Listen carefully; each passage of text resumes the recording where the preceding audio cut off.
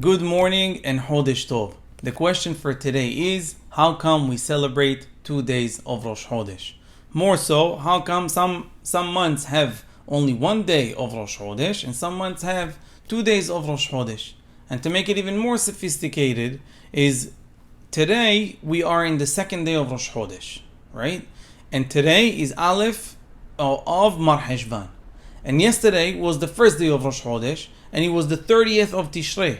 So the first day of Rosh Hodesh is still Tishrei, and we call it the first day of Rosh Hodesh of Mar Heshvan. So how does it work?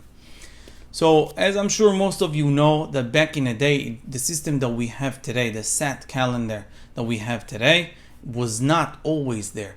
Only when the rabbis couldn't accept testimonies anymore and do it manually, they set a calendar, they set a formula that we're going to follow, and we're going to have a calendar for thousands of years ahead of us. So when they came to set it up, they saw that the cycle of the moon at the end of the month disappears, and then it comes again. You see it like very thin. Then in the beginning of the month, in the middle of the month, you see it big, and then it disappears again. So how long does it take from the moment you see it until it disappears and you see it again?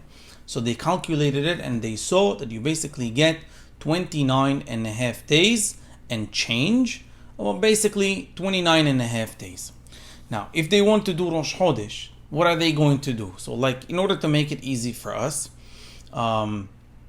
let's say we're going to talk about November.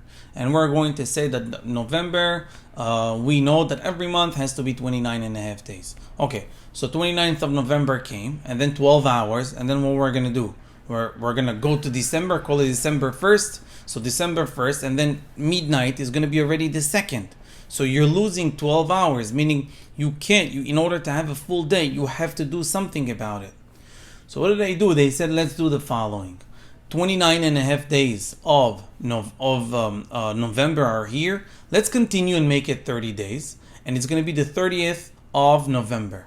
And then December, since we took half a day, in December, the 29th day, that's it. We're going to see the moon again.